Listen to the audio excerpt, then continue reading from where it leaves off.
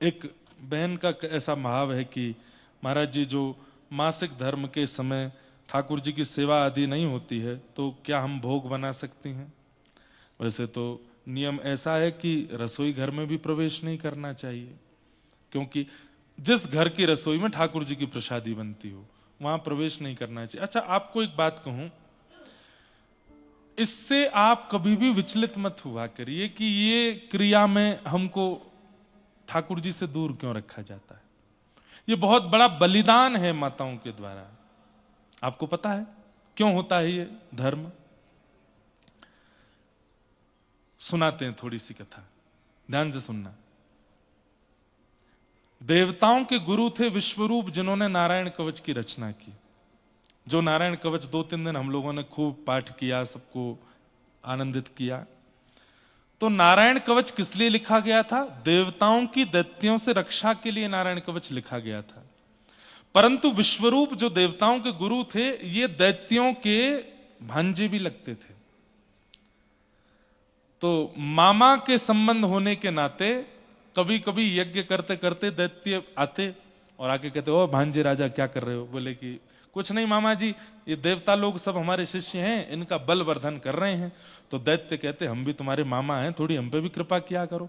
तो विश्वरूप कहते, वो तो ठीक है, लेकिन आप मेरे शिष्यों के शत्रु हो, आपका बल कैसे बढ़ाऊं? बोले, हम तुम्हारी माता जी के भाई हैं, थोड़ी हम पे भी कृपा करो। क्योंकि विश्वरूप की जो माता जी थी वो दैत्यों की बहन थी।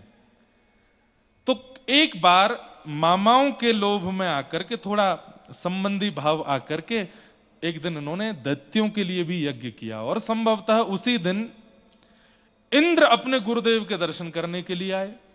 तो जैसे ही इंद्र दर्शन करने के लिए आए, देखा कि क्या हो रहा है, गुरुदेव तो दैत्यों का बल बढ़ा रहे हैं, दैत्यों के लिए यज्ञ कर रहे हैं।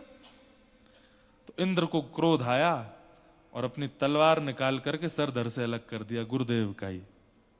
गुरु हत्या लग गई किसको? इंद्र को। गुरु हत्या भी लगी और ब्रह्म हत्या भी लगी, क्योंकि ब्राह्मण है। ध्यान से सुनिएगा। अब तो ये तो बहुत गलत हुआ, सबने आके बहुत डांटा भी इंद्र को, ये क्या किया तुमने? बोले, ये चुपके से जो है दैत्यों का बल बढ़ा रहे थे। बोले, कुछ भी कर रहे थे, तुम्हारे गुरु हैं, गुरु के प्रति इतना बड़ा अपराध? गुरुद्रोह लगा है तुमको और ब्राह्मण द्रोह भी लगा है। अब तुम स्वर्ग की गद्दी पर नहीं बैठ पाओगे। तब ब्रह्मा जी ने कहा कि भाई इतनी जल्दी दूसरा इंद्र कैसे बने? क्योंकि इंद्र बनने के लिए बहुत अश्वमेध यज्ञ और आदि आदि जिसके होते हैं, वही इंद्र की पदवी पर बैठ सकता है। और अगर राजा की पदवी पर कोई है नहीं, कोई राज्य यदि राज्य शून्य हो जाए तो उस राज्य पर पड़ोसी और जो शत्रु हैं वो आक्रमण कर देंगे। समझ रहे हैं ना बात को? अब इंद्र स्वर्ग की राज्य गद्दी पर नहीं बैठ सकता। क्यों? क्योंकि उसको ब्रह्म हत्या लगी है, उसको गुरु हत्या लगी है। तब सब लोगों ने क्या क्या करें, अब इंद्र दूसरा इतनी जल्दी कैसे मिलेगा?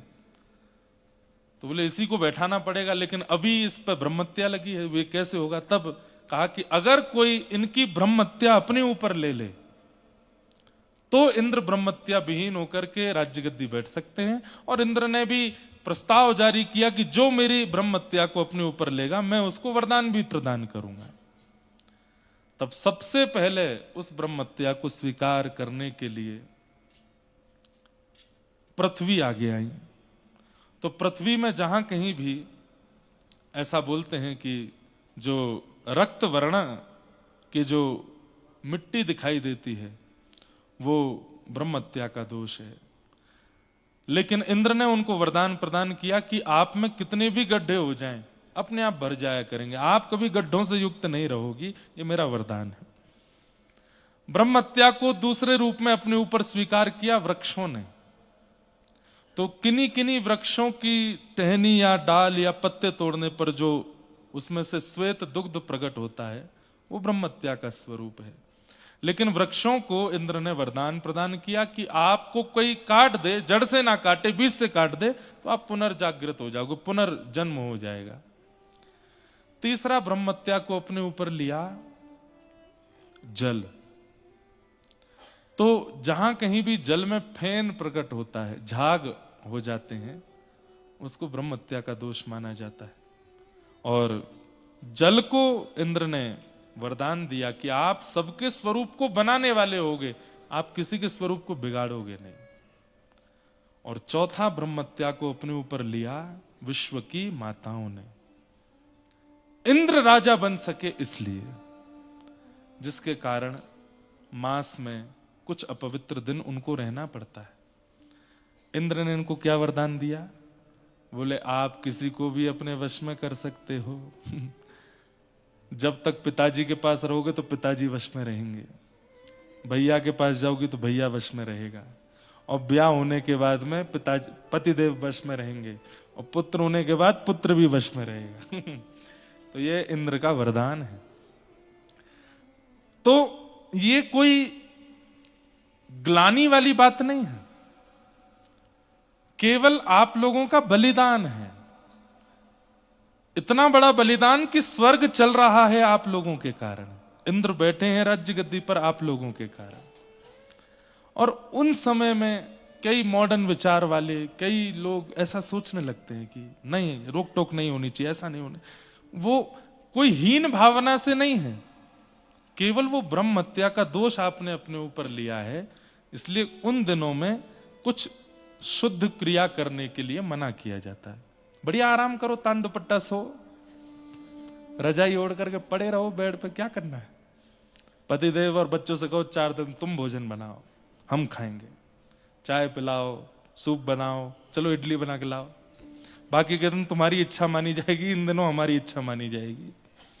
तो ये तो उसको आप लोग ऐसा नहीं, ऐसे मत लिया कीजिए कि ये ऐसा क्यों हमारे समाज में ऐसा नहीं, वो आवश्यक है। उसमें रसोई में और मंदिर में प्रवेश ना किया जाए तो अच्छा है। ठाकुर जी को दोष नहीं लगता।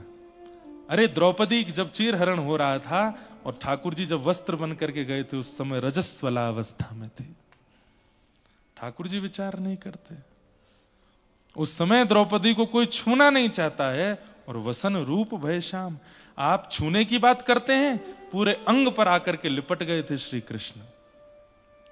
वो नहीं विचार करते कि आप अपवित्र अवस्था में हो। हमें विचार करना चाहिए कि हम अभी शुद्ध नहीं है तो हम ठाकुर जी के पास ना जाएं। प्रेमी का अधिकार होता है, वो जब चाहे हमारे पास आ सकता है, पर हमारा प्रेम ऐसा है कि हम उसको बार बार परेशान ना करें। ठाकुर जी स्वतंत्र हैं, उनकी इच्छा हो जाएगी तो उस अवस्था में भी आपसे मिलने आ जाएंगे। लेकिन आपको प्रयास करना है कि नाथ अभी मैं युक्त नहीं, तो मैं दूर रहूं।